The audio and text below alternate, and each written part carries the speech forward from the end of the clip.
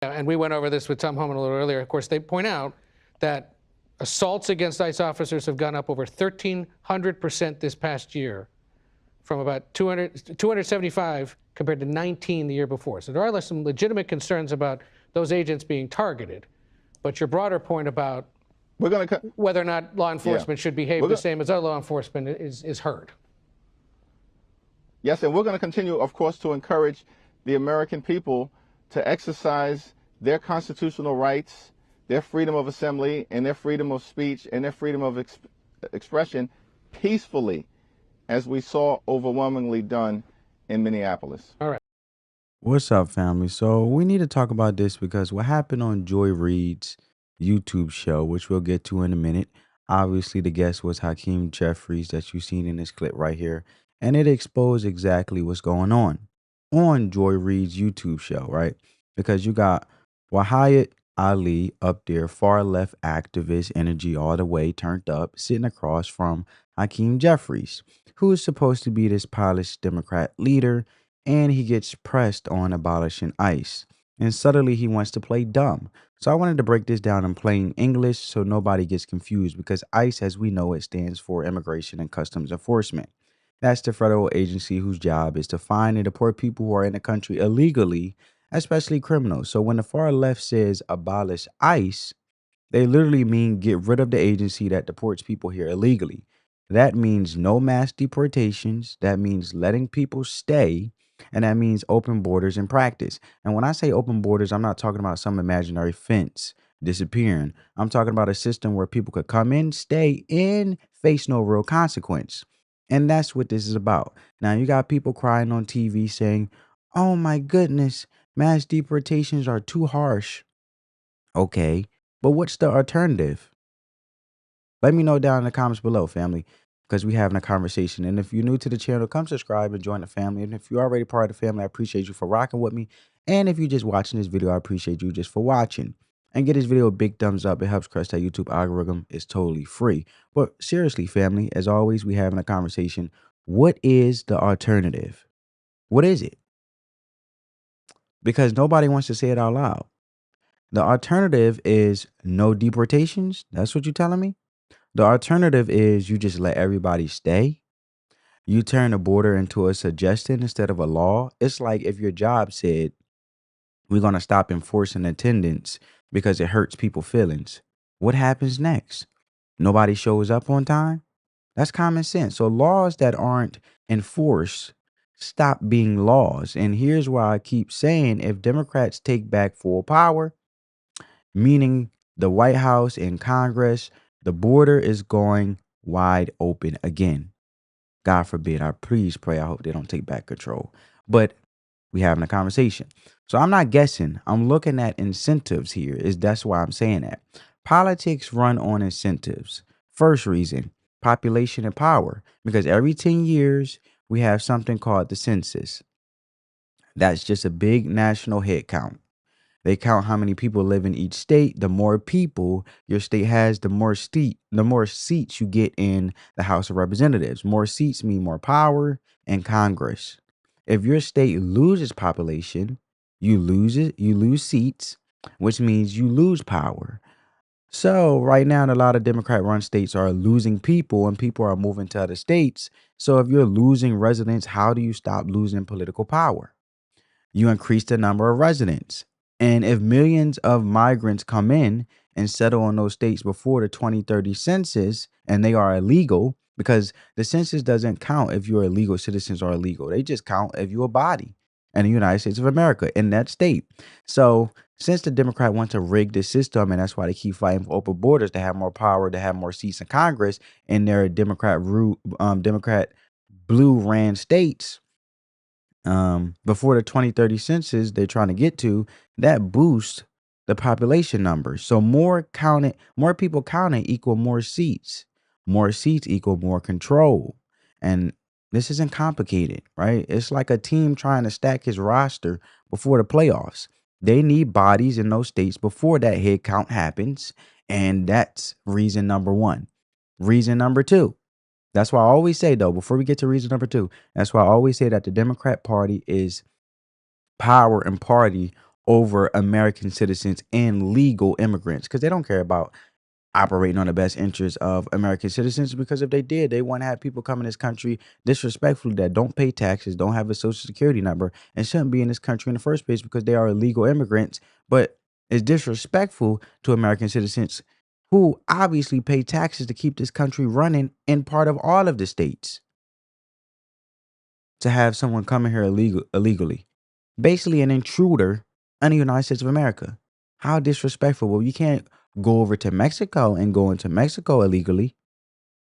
So this is why I say that Democrats don't care about the American people interest or legal immigrants who came over here and done it the right way. They care about power. So when you look at that, right? Reason number 2 is pressure from the far left. I'm talking about the radical far left, the activist base, the loudest people online, the ones who dominate Democrat primaries. They are demanding no deportations. They are demanding amnesty, which means legal forgiveness and legal status for people here illegally in the United States of America. And they're demanding the abolish of ICE, right? The abolition of ICE. So when your base is screaming at you every day, in this case, the Democrat Party, because they have been so far left, calling you weak, calling you racist, if you enforce the law, you either fold or you get primaried, right? And Jeffries knows that. He's not stupid. He just doesn't want to say the quiet part out loud because he understands that telling the average American voter, yeah, we're going to basically stop deporting people and let everyone stay, doesn't poll well. So I want you guys to check out this second clip from Hakeem Jeffries before we get to Joe Reed's show. Check it So out. as this shutdown continues, I want to remind our viewers what it is exactly congressional Democrats are seeking to reopen the Department of Homeland Security. You want immigration agents to show IDs, to wear body cameras, take off their masks, stop racial profiling, and seek judicial warrants to enter private property. Talks between the White House and congressional Democrats are continuing. Are you willing to compromise, to let any of these go to get the government reopened? Well, our value proposition is simple. Taxpayer dollars should be used to make life more affordable for the American people, not brutalize or kill them, as we horrifically saw in Minneapolis with the cold-blooded killings of Renee Nicole Good and Alex Preddy. We know, and the American people clearly know, that ICE is totally out of control and they need to be reined in, because the American people deserve immigration enforcement that is fair, that is just, and that is humane. And so we need dramatic change at ICE, including but not limited to the types of things that you laid out before any DHS funding bill moves forward. With the exception of some flexibility on body cameras, because they're starting to spend some money to get those out there, some Republicans have rejected this list of policy reform proposals. You guys still seem miles apart. So when conceivably will we see this resolved? And again, I ask you, are there any of these points that you're willing to let go in order to get the government reopened? Well, we're willing to have a good faith conversation about everything, but fundamentally we need change that is dramatic, that is bold, that is meaningful, and that is transformational. And these are common sense things. For instance, judicial warrants should be required before ICE agents can storm private property or rip everyday Americans out of their homes. We need to make sure that there are actual independent investigations so that if state and local laws are violated, in many cases violently violated, that state and local authorities have the ability to criminally investigate and criminally prosecute anyone who has violated the law, because we cannot trust Kristi Noem or Pam Bondi to conduct an independent investigation. We believe that sensitive locations should be off limits. Sensitive locations like houses of worship, schools, hospitals, or polling sites, and that fundamentally ICE should be targeting violent felons who are here unlawfully, as opposed to violently targeting law-abiding immigrant families, which is completely inconsistent with what Donald Trump promised the American people he would do.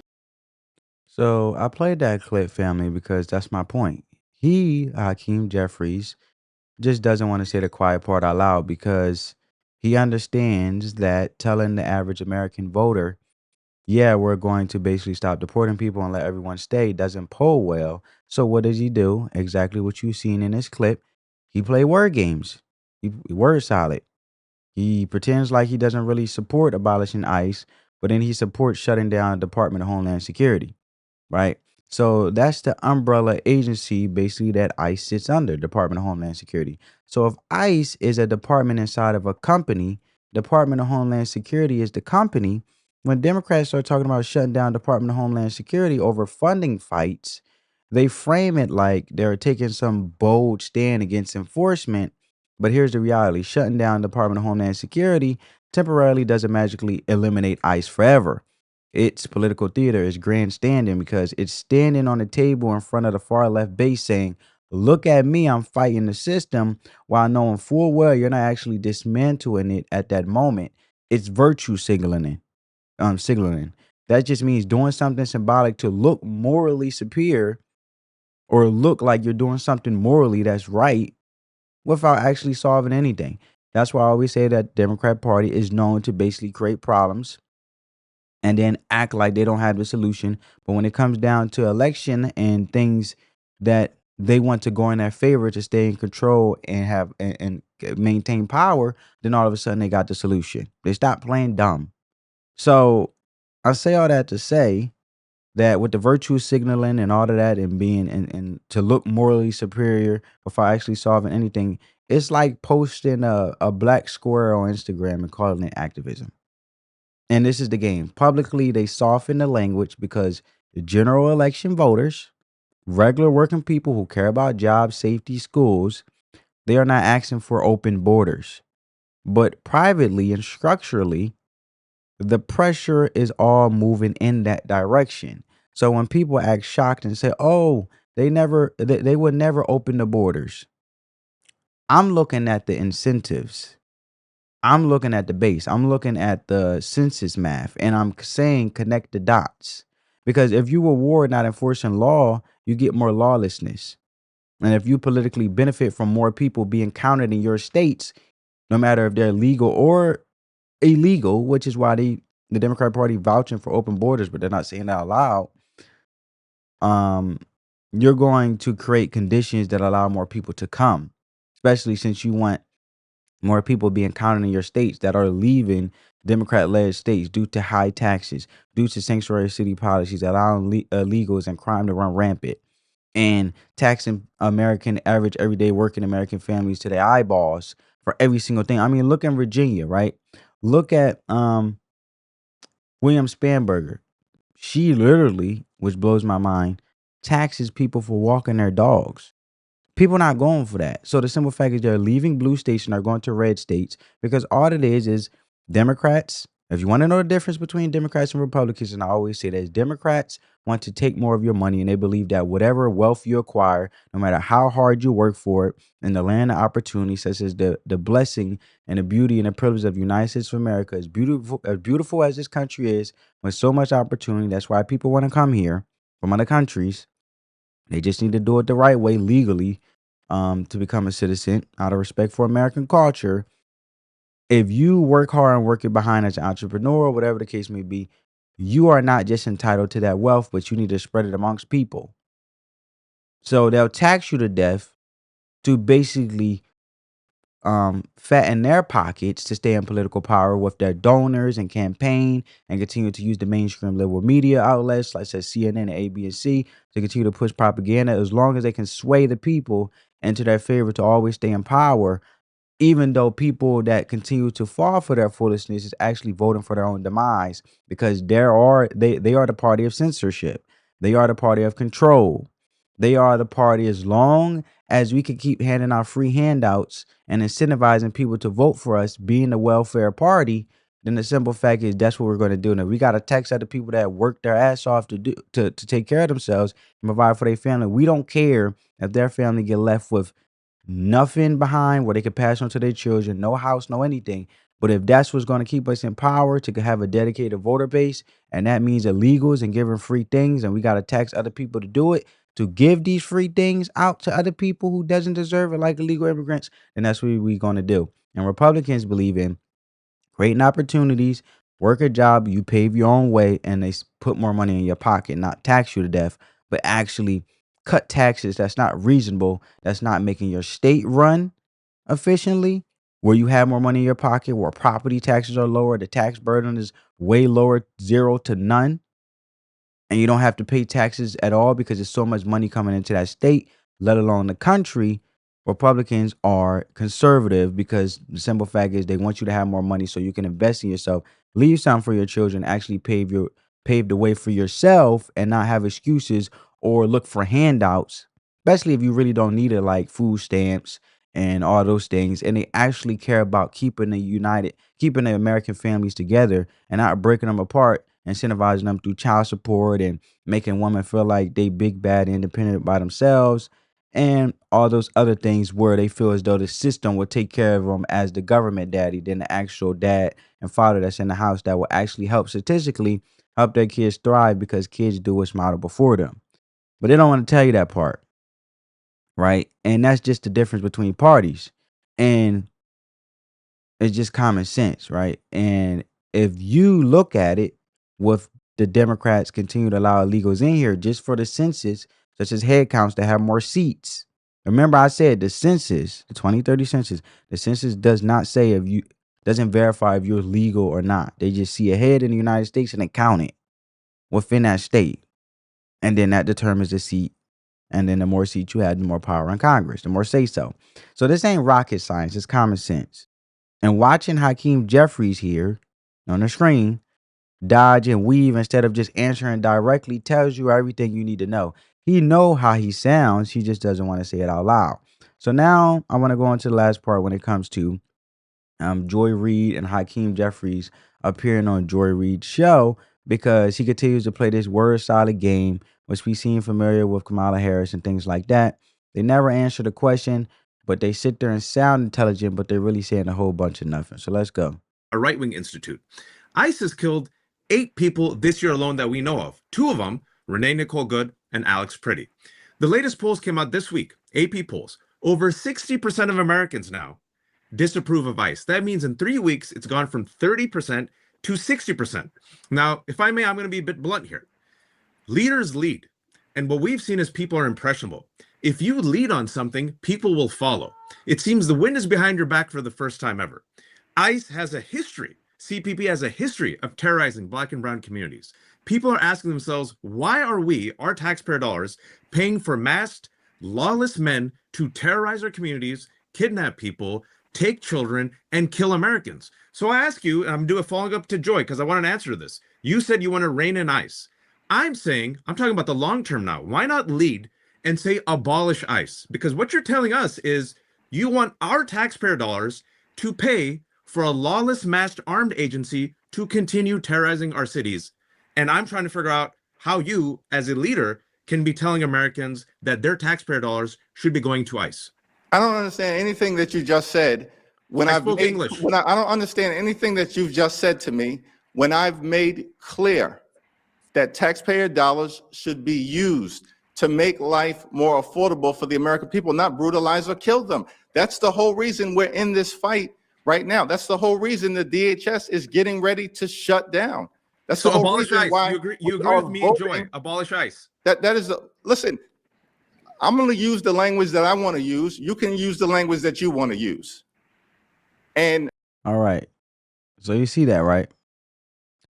This is what I'm talking about. When Democrats get on TV and say, we only want to deport the violent illegals, you need to slow that down and actually think about what that means in real life. See, I always have become a skeptic of when someone talks fast because they're hoping you miss everything they say, but I'm obviously an expert when it comes to slowing shit down. Because if you could talk to me like a child and actually make sure I understand, then that means to me, it doesn't raise my antennas to be skeptical that you're trying to hope that I miss something to try to swindle me into persuading me to whatever your belief is instead of telling me the truth. So when you look at that and you look at Hakeem Jeffries and he's getting pissed off and he's getting frustrated because don't just hear the nice sounding words he speaks. Break it down. So when they say violent, they mean somebody who has been convicted of something like murder. That's the bar. That's the line they're drawing. They're drawing in public. So if you're here illegally, meaning you broke immigration law just by being here without permission in the United States, but you haven't murdered anybody. According to that logic, you can stay. This is the Democrats' logic. So that's what they're saying without saying it. And let's be real about how this works. They'll say, well, we're just targeting violent criminals.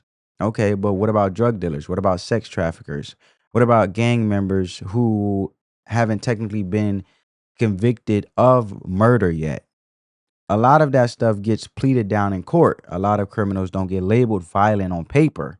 So in practice, what they're telling you is the overwhelming majority of people here illegally get to stay. That's the policy. That's the direction. They just dress it up in a softer language so it don't scare suburban voters. So if you think about it like this, right? Imagine someone's house has a rule. Your house has a rule. Nobody comes in unless they're invited. That's the rule. Now imagine people start walking in without being invited, and then someone says, relax, we're only going to kick out the ones who punch somebody in the face. So you're going to say, hold on. That wasn't the rule. The rule was you don't come in unless you're invited, period. You don't change the rule to, well, as long as you're not violent, you can crash out on a couch. So that's not how law works.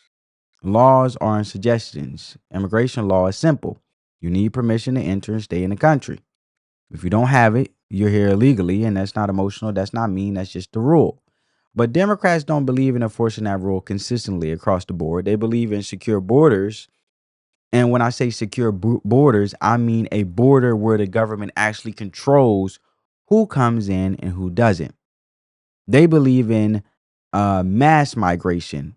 That just means large numbers of people coming in legally or illegally. And they believe in minimizing deportations, meaning sending deportation. It means just sending someone back to their home country because they broke the immigration law. But this is what their activist base wants, right? And the base runs the energy of the Democrat Party because the loudest people online, the ones organizing, the ones threatening primaries, they want ICE gone. They want deportation stopped. They want amnesty. Amnesty, which is legal forgiveness. It means you broke the law, but we're wiping the slate clean and give you legal status anyway. That's the end goal. So now here's where it gets funny because Hakeem Jeffries knows he cannot walk onto a debate stage in general election and say, yeah, well, we're basically going to let everyone stay as long as they didn't commit murder. He knows that sounds insane to regular working people who follow the rules every day. So what does he do? He plays the word game. Word salad. We just want ICE to focus on the violent ones. That sounds reasonable at first, but when you actually ask, okay, what does that mean in practice? It means you're not deporting any significant number of people. It means if you made it across the border and you keep your head down, you're good. You can stay. That's the real world effect. And then he tries to grandstand about shutting down Department of Homeland Security for accountability. Accountability, such as oversight, like supervision. But let's be honest, temporarily shutting down a department during a funding fight is not the same thing as dismantling a policy. It's performance. It's political theater. He's being performative. He's saying a bunch of bullcrap. And it's him trying to signal to the far left, which is the far left radical lunatics in the Democratic base. See, I'm fighting ICE. Because the base, the far left and Democrat Party wants ICE gone, like I said multiple times in this video. But here's the thing about the far left. They are never satisfied, ever.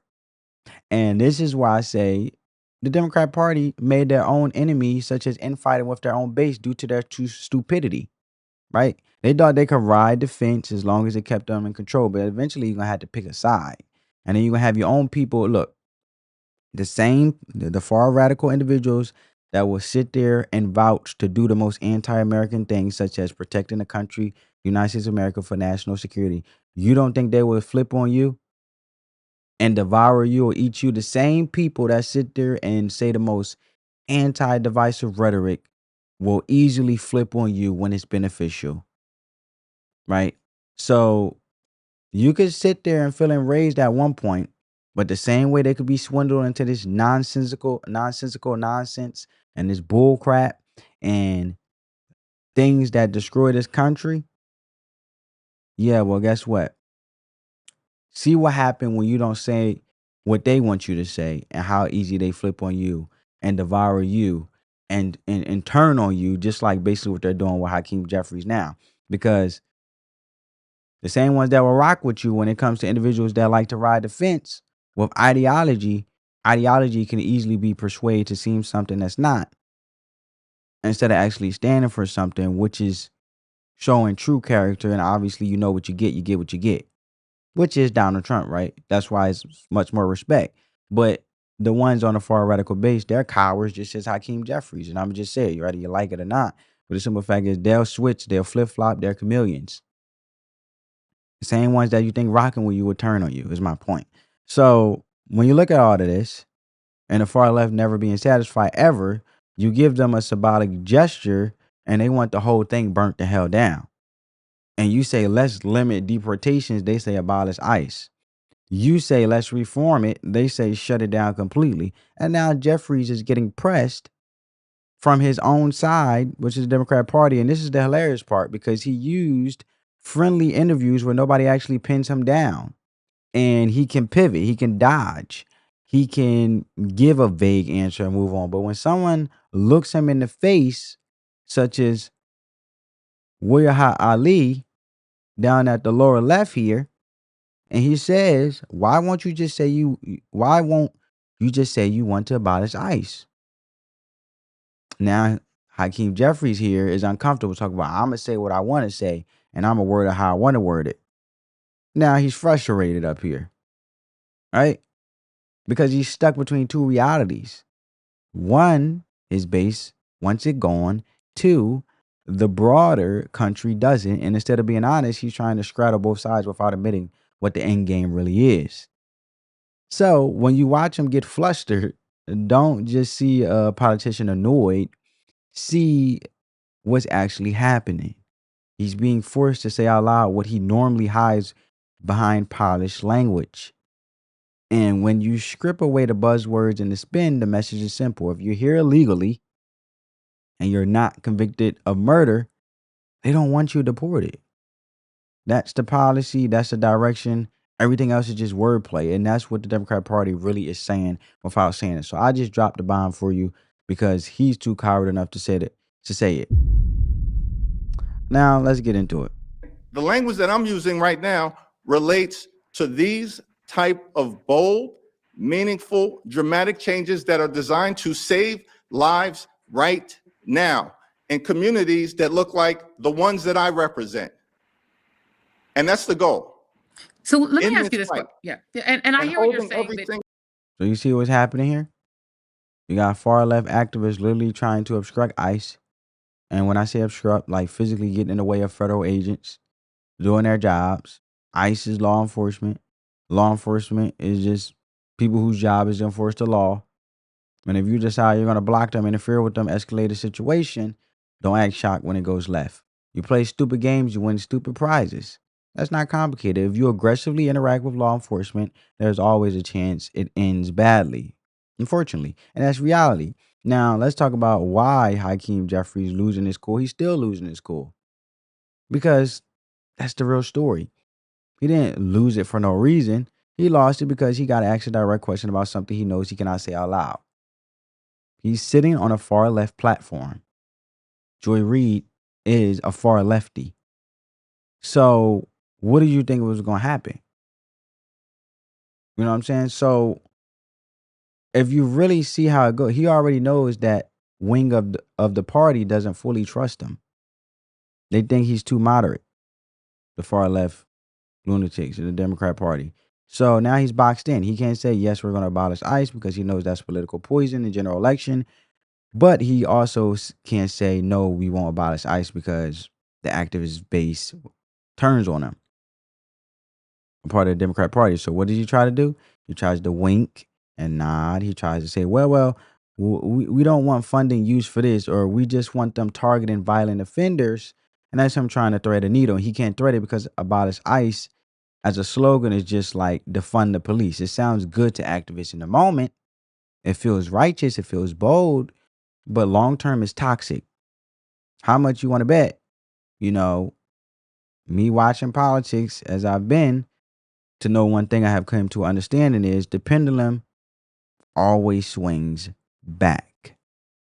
Always. You go too far one way, the country snaps the other way.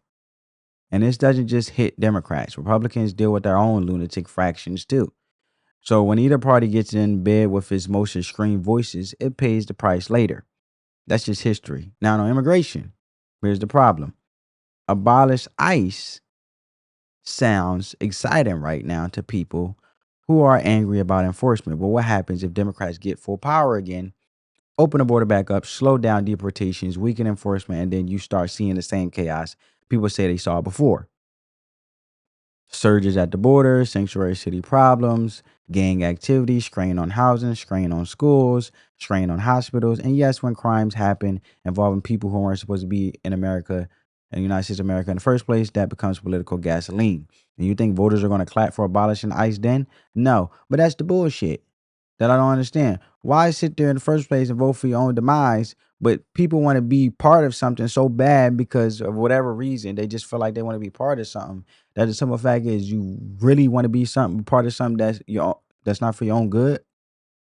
These people are like kids with tantrums when they want their way, but then the whole time is the parent is guiding them with guidance, controlled guidance, to the point where they don't fully fall off the cliff, because then when they see something or they reap the consequences uncomfortably to what they thought they knew what was best for them as a kid, and the parent knew the whole time, then they want to sit there and say, no, I don't rock with that. And that's how this far radical left lunatic base is with the Democrat Party, and that's how the Democrats are, right? And that's when it flips, is my point, right? Because you think voters are going to clap for abolishing ICE then when crime run rampant? No.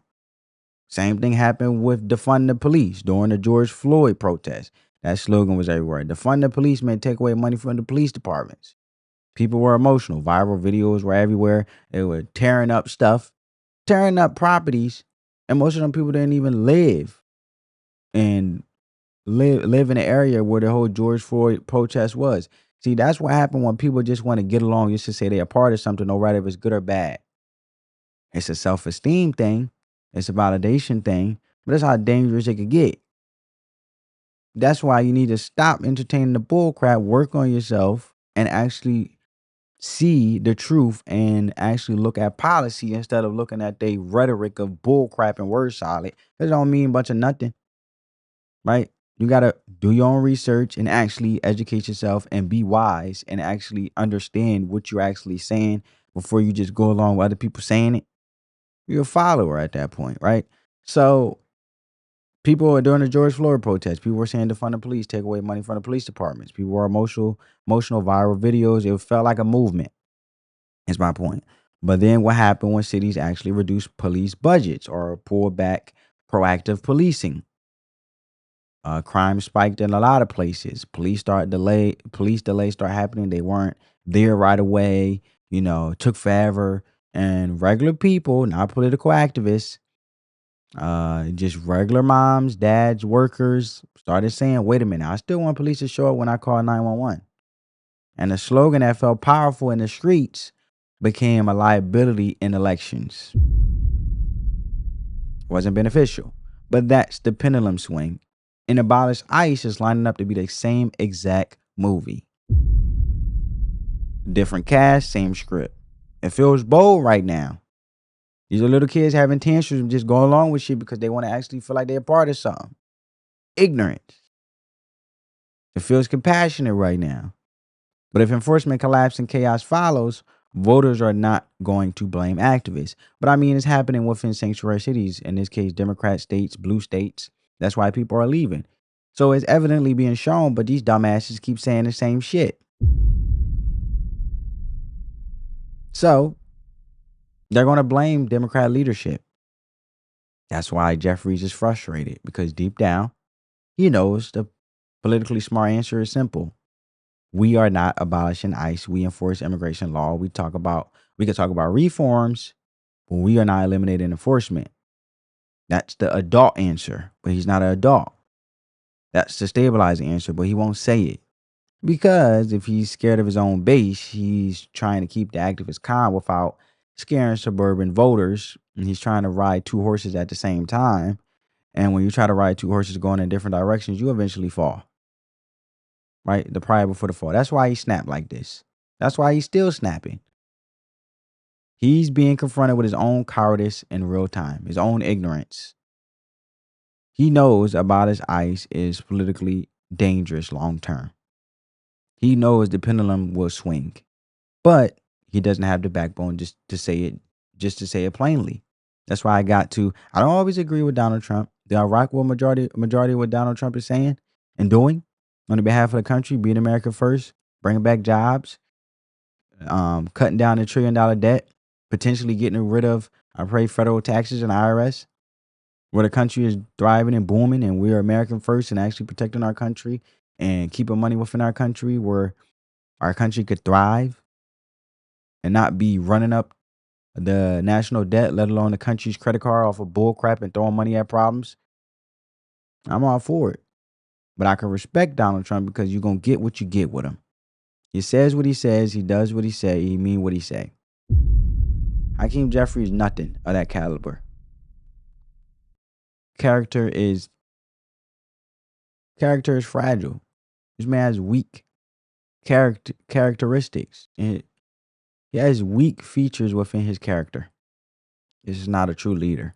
So he gets irritated with his own self, technically. It has nothing to do with nobody. That's why I say this is spiritual warfare, right? It's basically something stirred up within him just by a simple question that he doesn't want to answer because at the end of the day, he's getting defensive and combative like an angry woman, a bitter baby mama who just doesn't want to sit there and confront the truth. And the first thing to make things right, you have to acknowledge the truth. Because he's trapped between what he thinks is politically necessary and what his loudest supporters demand. And that tension, that's exactly what you just watched explode on camera here. Let's continue. Democrat together in the House and in the Senate is what we're trying to do to give us the best shot to win this fight right now while we're in the minority. My question, though, is more about, if, let's say, Democrats do get back the majority, I think some of what people are looking for are, what is your project 2027, right? What will Democrats put on the table to say, give us power and we'll do X? What is on that list? Because I think if you give us power, we'll abolish ICE was on that list, people would be incredibly enthusiastic about that. If you said, right now we're going to rein them in, but give us the power, we will get rid of this agency. Is that something that Democrats are willing to coalesce around, saying we will just end it, period? I think for the last 14 months, we've continued to win elections, and we've won elections for a wide variety of reasons. There it is again. He won't answer the question. He just won't do it. And let's call it what it is. That's coward behavior. Because if you really believe abolishing ICE was a bad idea, you would just say it. You'll say, no, that's stupid. We're not doing that. We need immigration enforcement. Immigration enforcement just means the government actually enforces the law about who comes in this country and who stays. And that's it. It's simple. Every country on earth has immigration laws. You can't just walk into Canada, Mexico, Japan, wherever and say, I live here now. There's a process. So why is it so hard to say we need a process here in the United States of America? Why is that controversial? Because it shouldn't be. And the fact that he can't say it tells you everything. Because if you can't stand up to the loudest people in your own party, the activists screaming abolish ICE, then you're not leading them. They're leading you. And if they're dragging the party to the left on immigration and you refuse to push back, then you're basically in agreement. You might not say it aloud, but your silence is agreements. It's agreement, right? I've always been taught, and I had to learn that even if someone doesn't say it, silence is the answer too. It's just fucking common sense at this point. Excuse my language, but it is what it is. This man is a grown behind man who can't even speak, but he's supposed to be a leader and he's a politician. And I don't know how people keep voting for this man. I really don't. But when you look at it, he might not say it out loud, but like I said, his silence is agreement. Your refusal to draw a line is agreement. And that's just common sense. If your friend is about to do something reckless and you just stand there nodding, yeah, you're a part of it too. And let's be honest about what we saw in Joe Biden. The border surges, record crossings, deportations slowed, interior enforcement weakened, and everybody was complaining and coming at former Mayor Eric Adams when Mayor Eric Adams had his hands tied because Joe Biden administration was holding him accountable and said, "Look, dude, we're gonna sit here and bust these illegal immigrants in here, and you're gonna give them hotels. They were sleeping in police departments. They were sleeping in schools. You're gonna house them. You're gonna get them food stamps. You're gonna get them free health care, the whole nine." And when Mayor Eric Adams, he was going along with it. Now, Mayor Eric Adams, I believe he's low key Republican, but he's fishy. Like, he's flippy. One minute he's Democrat, moderate Democrat. Next minute he's sitting there rocking with the Democrats. Next minute, but I think former Mayor Eric Adams, not to get off topic, but just my opinion is that he really felt what the Democratic Party was, such as an agent of chaos, the violent party that it is, hungry for greed, power and control, no matter what, at what cost, bloodshed, violence, whatever you name it. When they really tried to prosecute him and lock him up, and luckily Donald Trump was there to save his ass. So when Mayor Eric Adams said this is not sustainable, we can't keep up letting these illegals in New York, and it was a crap show, everybody wasn't rocking with it, right? So when you look at that and his refusal to draw a line, right? And that's why I say the border surging under the Joe Biden administration, the record crossings, the deportation slowed, the interior enforcement weakened, right? If people want to argue numbers or spin it, the perception for millions of Americans was simple. The border felt open, is my point. And perception in politics is reality. So when I see Democrat leadership unable or unwilling to clearly say, we believe in strong immigration enforcement, that tells me internally they're fine with the direction things were going with the Joe Biden administration. They were fine with loose enforcement. They were fine with letting most people stay illegally in the United States of America, because if they weren't, they'll say so loud, clearly, no hesitation. But instead, Jeffries thinks he's being slick. He thinks he's finessing it by dodging the question. But all he is really doing is irritating everybody. He's irritating me. He's irritating regular voters with common sense who just want a straight answer. He's the reason why every time they sit here and tell a lie, I sit here and do a video speaking the truth. That's my purpose, to spread the truth and give value, to show you guys what it really is, and to mine out through the bull crap. So, with that being said, he is pissing off everybody. He's irritating everybody. He's irritating regular voters with common sense who just want a straight answer. He's irritating the far left of his own Democratic base because he won't fully embrace their Abolish ICE slogan either. So now he's stuck in the worst position possible, the middle of the road with no spine. And the only reason he can even attempt this balancing act is because of one thing: hatred of Trump. That's the glue holding the coalition together. And let's just be real. The activist left is still going to vote Democrat no matter how frustrated they get, because their number one motivation is stopping Trump. God forbid. That's it, though. That's their mindset I'm explaining. I rebuke it, but it's not policy clarity with all of their delusions. It's not legislative detail. It's not leadership, like I've been saying this whole video. It's emotional opposition. So Jeffries knows that at the end of the day, even if he dodges, even if he refuses to commit, they're probably still going to fall in line. The voters, the Democrat base and pro-Democrat voters are part of the Democrat plantation, because to them, anything is better than Trump. That's the safety net. But that doesn't change the fact that he looks weak. He can't commit. He can't draw the boundary. He can't say yes. He can't say no. He just dances.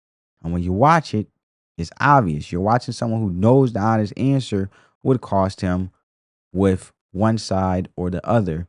So instead of leading, he stalls, and now he's about to get asked another direct question, and watch what happens, because he's going to dodge that again, just as he dodged this question.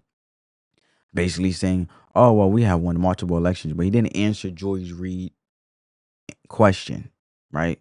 Because that's what you do when you're trying to keep radicals happy without scaring normal voters. You talk in circles and hope nobody notices, but people are noticing.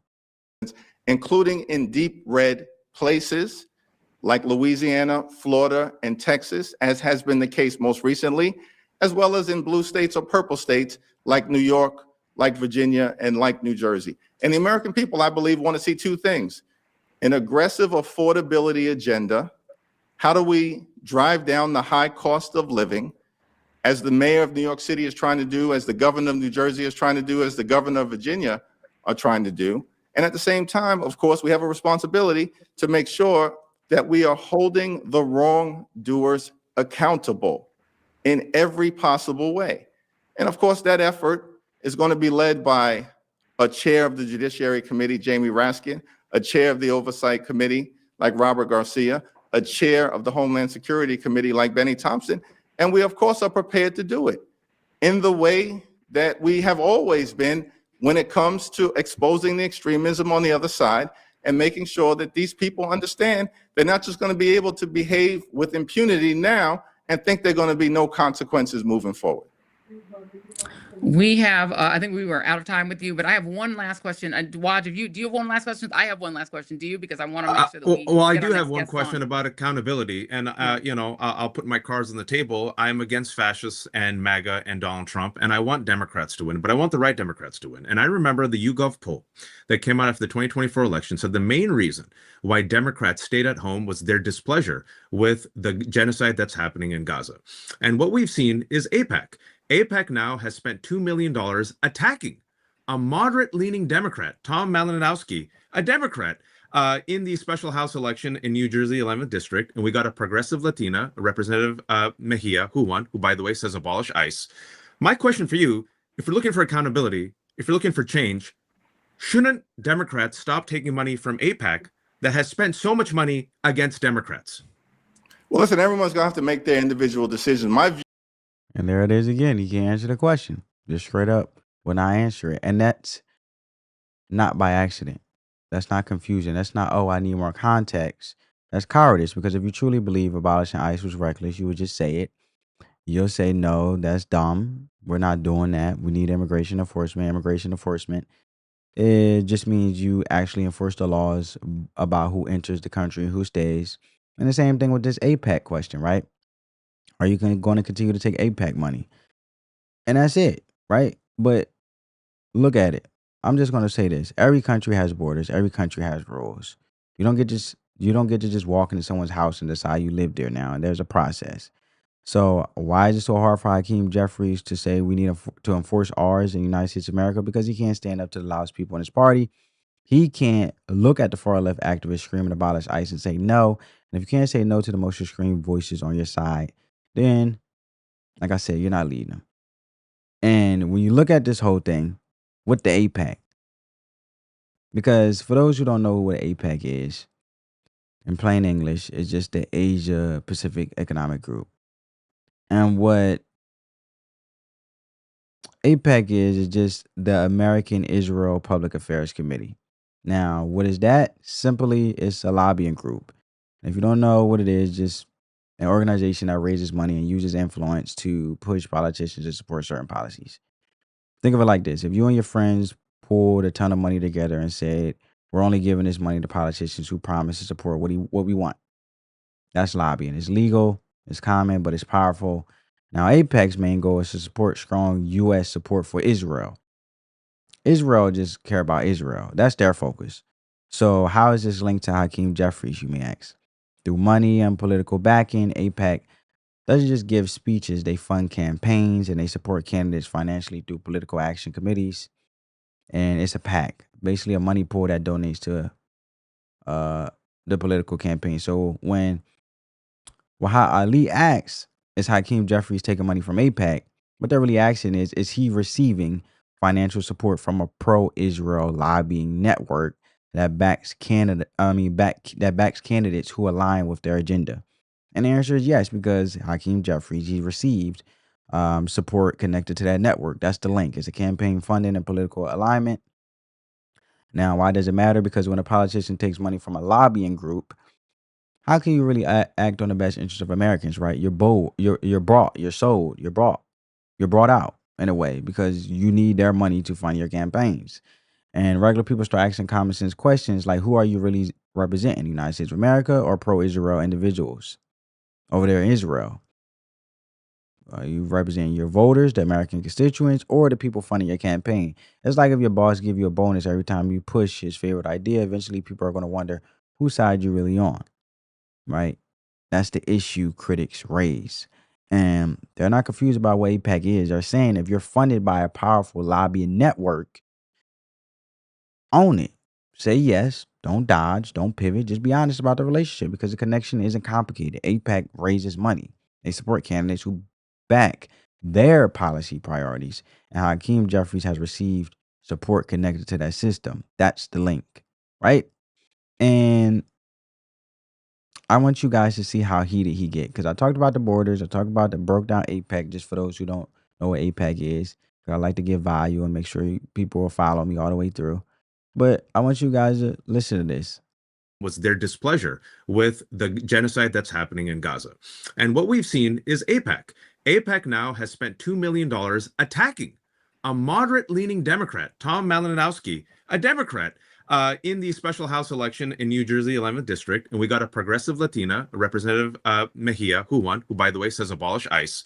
My question for you, if you're looking for accountability, if you're looking for change, shouldn't Democrats stop taking money from AIPAC that has spent so much money against Democrats?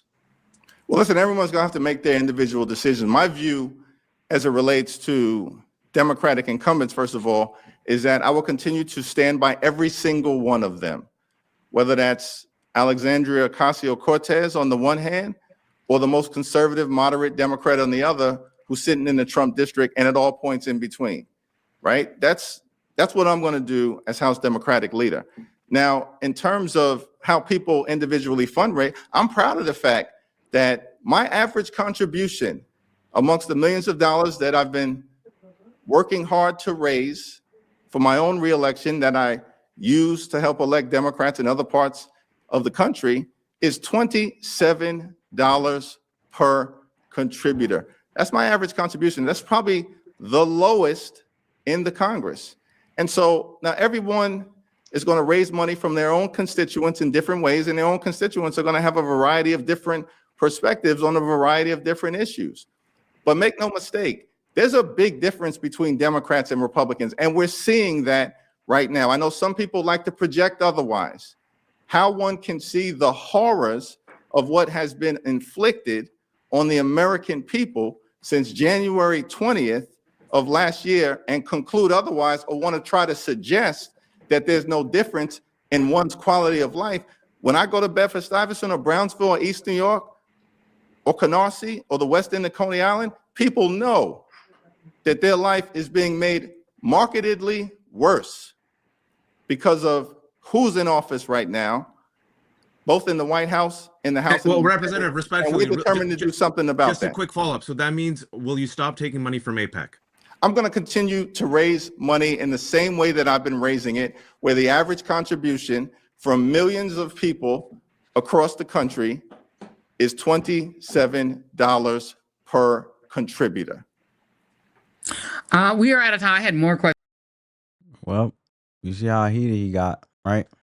That's what happened when somebody cuts straight through the talking points and forces a yes or no question. He gets mad. Hakeem Jeffries, not a little irritated, but mad because once you script away that rehearsed line in the Trump bad speech, he got nowhere to go. They asked him direct question: are you going to keep taking money from AIPAC? Yes or no? That's not complicated. That's not abstract. That's not a policy. That's not policy theory. It's simple, everyday question. If somebody asks you, are you taking money from this group? The answer is either yes or no. There's no paragraph needed. But he can't do it. He won't do it. And let's be real. The answer is yes. Of course it is. But instead of just owning it, he deflects. Hakeem Jeffries, he pivots. He goes back to Trump, as you guys saw. And this is the pattern. His default setting is dodge mode. Why he even do the interview if you're not going to answer the question? Seriously, because imagine going to a job interview and every time they ask you something, you just start talking about your old boss instead of answering.